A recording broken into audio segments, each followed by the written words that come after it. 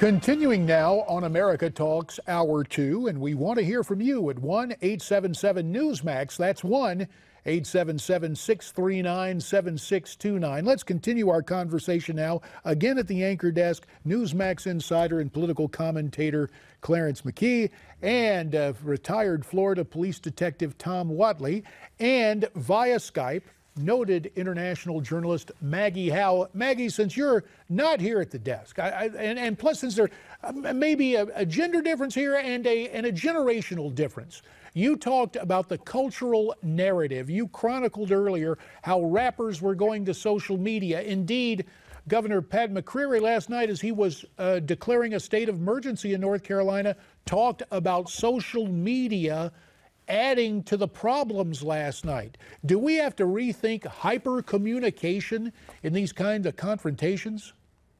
Well, I think so. So what they were able to effectively do was craft a narrative that was basically a lie. And it's really comical because Hillary Clinton echoed that lie. You know, her initial reaction to the shooting was that it was an unarmed black man. We know that that's simply not true. But going back to your point about Hillary Clinton perpetuating the policies of Barack Obama, I believe that Donald Trump will do more for the black American community than any other president has ever done before. And what we do know is that Hillary Clinton is largely responsible through her husband for the mandatory sentencing guidelines. If people really want to look at a candidate, they need to really closely examine the truth. And what we do know about her specifically is that the disproportionate amount of black men in American prisons, they're directly responsible for because of those mandatory sentencing guidelines in the 90s. So we know that she's canceled her fundraiser in North Carolina on the 20th. We know that Trump is leading in the polls, and she is very unsuccessfully trying to craft a narrative around the same lie that's been developing on social media for the past 3 days. You know, I watched a live stream for 3 hours last night of these riots, and I can tell you that these lies are pretty effective, and it's up to us to counter them in mainstream social media. And back to your point, there's some success in crafting those lies on the other side, but the good news is that they're losing the war. Well, it was Churchill who said that a lie can spread around the world while the truth is lacing up his shoes. So we've always dealt with the allure of deliberate untruths, but Tom, as a cop, as a detective who had to know when people were lying, I'm just interested in this new wrinkle of hyper communication using social media to move mobs, as they're doing in Charlotte. Yeah, 10 years ago, of course, people started to learn how to do blogs, and they had MySpace, and that was their way of communicating. And then Facebook came along because it used to be restricted just to college graduates and college students, and then they opened up the world to it.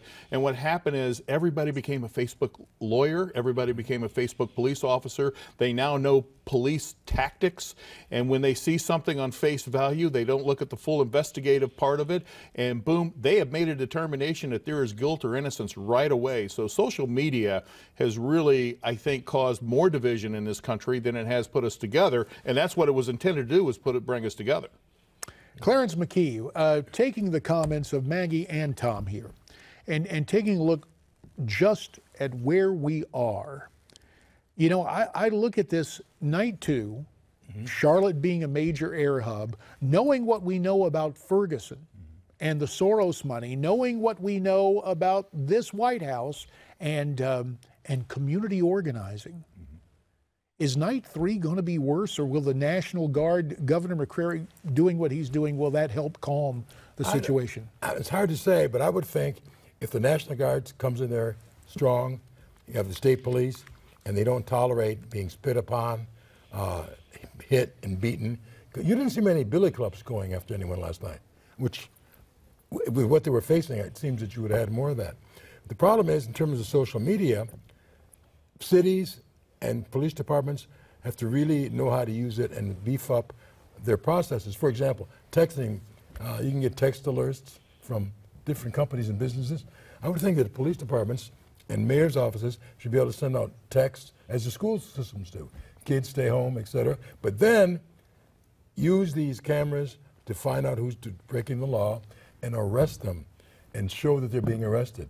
Show them going to their house, locking them up, to send a message. You were going to come in. They tried to burn a reporter, a journalist last night, tried to throw him into a fire, and the cops had to pull him out. They should have the pictures of these guys and then arrest them and prosecute them. Gentlemen, we appreciate your time here, and we also appreciate Maggie joining us via Skype.